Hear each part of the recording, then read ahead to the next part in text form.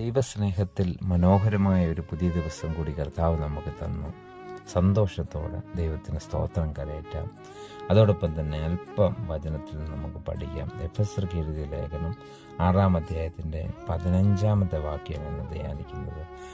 അതായത്, നമുക്ക് പോരാട്ടമുള്ളത് മനുഷ്യരോടല്ല, പിശാചിനോടാണ്. പക്ഷെ പിശാചിനോട് പോരാടുമ്പോൾ നമ്മുടെ ബലം മാത്രം പോരാ. അതുകൊണ്ട് കർത്താവായ യേശു ക്രിസ്തുവിനോട് ചേർന്ന് ദൈവത്തിൻ്റെ സർവായുധവർഗം ധരിക്കണം.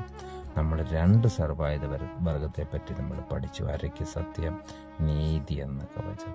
ഇന്ന് 3-ാമത് പറയുകയാണ്, സമാധാന സുവിശേഷം നമ്മൾ കാലിന് ഷൂസ് പോലെ ചെരുപ്പാക്കി അണിയണമെന്നുള്ളതാണ്. കർത്താവിൽ പ്രിയരെ, ഈ ഒരു വചനം കൊണ്ട് അർത്ഥമാക്കുന്നത് സമാധാനമുണ്ടാക്കുന്നവരാകണം. ആ സമാധാനമുണ്ടാക്കുന്നവരെ കർത്താവ് പറയുന്നത് ദൈവത്തിൻ്റെ പുത്രന്മാരെന്നാണ്.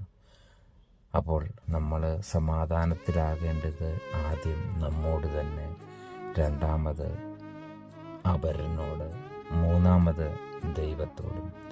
കർത്താവിൽ പ്രിയരെ, നമ്മുടെ ജീവിതത്തിൻ്റെ ഏറ്റവും സന്തോഷമുളവാക്കുന്ന കാര്യമാണ് നമ്മൾ സമാധാനത്തിലാകുക. പലപ്പോഴും നമ്മൾ മറ്റുള്ളവരോട് വഴക്കുണ്ടാക്കി, അതുപോലെ തന്നെ നീരസം വെച്ച് വയ്ക്കുകയും നമ്മുടെ സമാധാനം നഷ്ടപ്പെടുത്തുന്നു, നമ്മുടെ കുടുംബത്തിൻ്റെ സമാധാനം നഷ്ടപ്പെടുത്തുന്നു, നമ്മുടെ സമൂഹത്തിൻ്റെ സമാധാനം നഷ്ടപ്പെടുത്തുന്നു.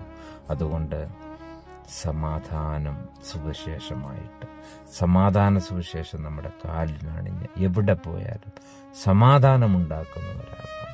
അതിനായിട്ട് ദൈവത്തിൻ്റെ ആത്മാവ് നമ്മെ ഓരോരുത്തരെയും സഹായിക്കട്ടെ. ആമേൻ.